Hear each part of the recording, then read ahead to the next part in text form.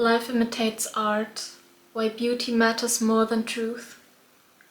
Life only receives value through the imitation of art. It bears a wound, a hollow ache that will not let it rest.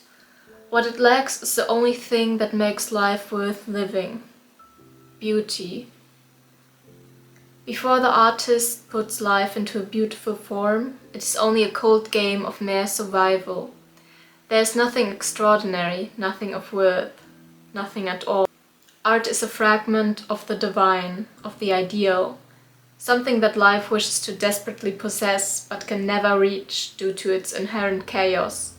The divine is more than survival. It escapes the realm of bare bodily functioning and touches something higher.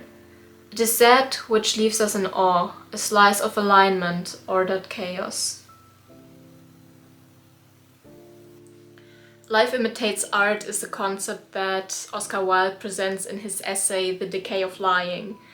It is a concept that I have been very obsessed with ever since I read that essay for the first time, which is why I also got it tattooed on me this week.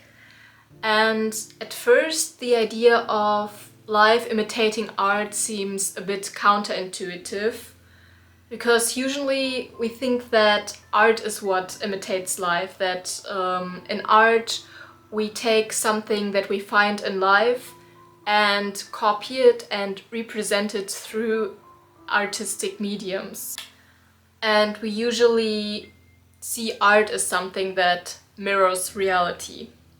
But the essence of what Oscar Wilde is trying to express through the sentence "life imitates art" becomes much clearer when we look at the metaphysical concepts that lie behind this phrase. Because in Wilde's view, art is that which holds the original image, and life is trying to mirror that.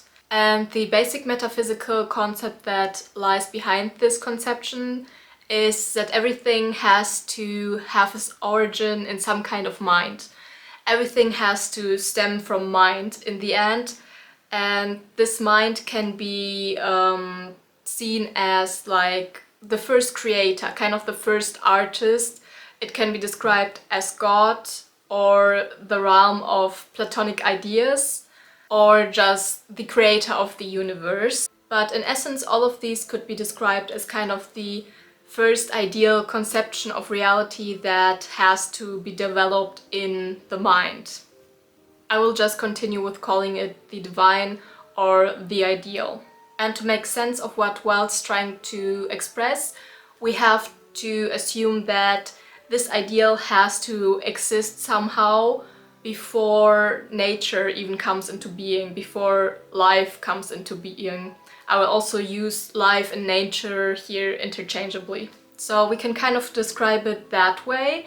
Like the first kind of mind had to write kind of a script, a conception, and nature or life is what acts out that script. So we can also say that nature is just kind of the rough material or the actress that will kind of have to act towards that script that mind has created. And here it is also important to say that nature obviously will never completely fit the ideal, as the ideal is consisting out of mind, while nature consists out of matter. And matter can never really reach the full potential that mind can create. So we kind of have nature as the actress that is performing mind's script. And here's also important to say that nature in itself is blind. What I mean by that is that nature does not really have the ability at first to perceive herself, as she only consists out of matter, and there's no way in which she can perceive if she fits the ideal or if she falls back into chaos. And this is also exactly where the artist comes into play and where the importance of art is recognized. Because the artist kind of function as someone who connects nature and this first original mind. Through his individual mind, the artist can access parts of the ideal. He can never really fully access it, but he can always access it in parts. And in this way, the artist can kind of teach nature to see herself and to give her instructions how to act out that script that was made for her. And through this, the artist brings consciousness and existence into nature.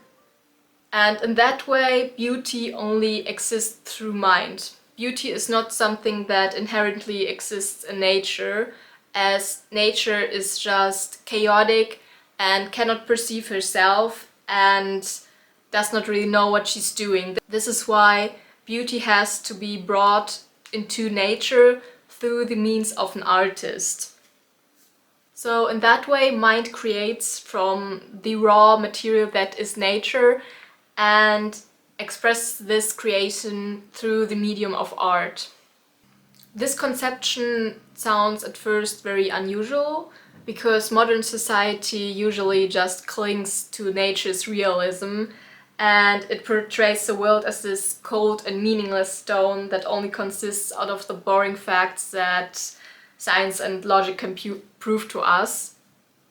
And this kind of leaves the world with nothing.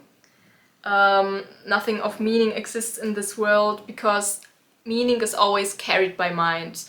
Meaning is only brought through into life and into nature through the mind. But science kind of tries to erase this fact that nothing can really truly exist without the perception of a mind. It kind of has this conception of this Kantian thing in itself that just exists as a cold, meaningless stone devoid of anything of value. And this is also where Oscar Wilde brings the importance of lying into play. Because beauty is always a kind of lie. Because beauty always aims to erase the truth of nature and conform to the truth of the ideal. And in that way, nature just does not possess beauty. It only becomes beautiful through delusion, when we create something through our mind that is not there, that perhaps is improbable to be there.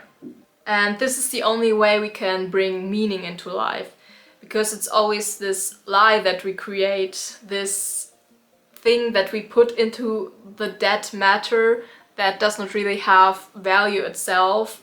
So we always kind of create this lie. And in that sense, religion can also be seen as a form of lie. We create sin and purity out of matter that is just simply devoid of morality in its essence. So a beautiful lie is that which makes existence bearable, that which just keeps us surviving. Wilde also argues that art is quite useless in that sense. We lie for its own sake. We do not need evidence to prove our lie because it acts as its own evidence, at least if it is a good lie.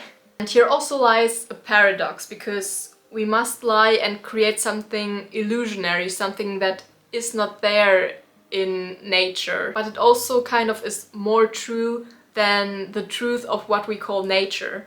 Because in the end, the ideal is what really holds the truth, and what we create through art and through this lie that kind of tries to erase nature, in that way we touch the ideal.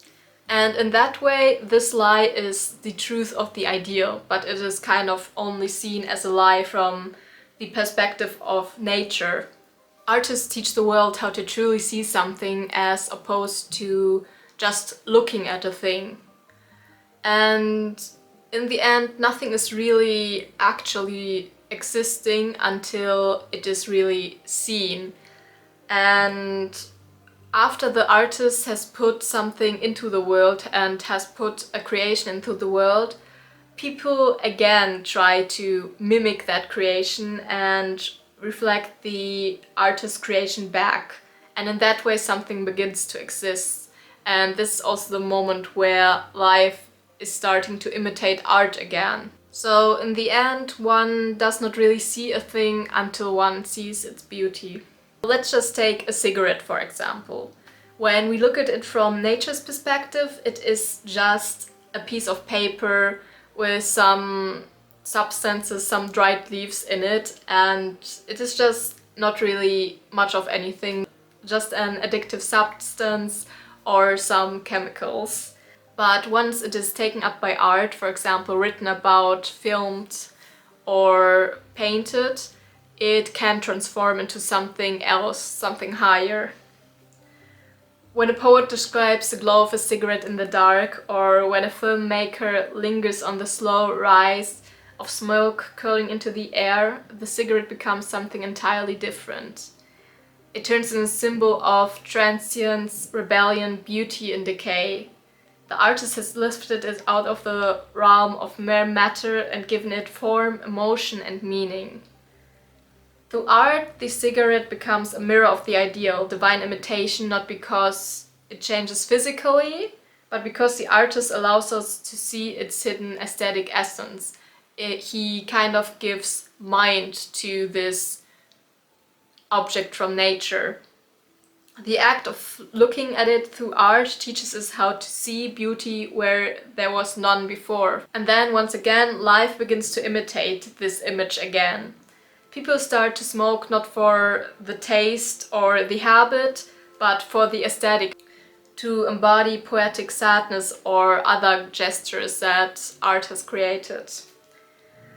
What was once mere matter becomes a performance of beauty. In this way, the cigarette returns to life transformed, and life itself starts imitating art. So this was it for today. I hope I kind of explained this concept in a way that was accessible, because I still find it sometimes hard to put those things into words. But I hope you liked the video, and if you did, you could subscribe to my channel, and see you next time. Bye!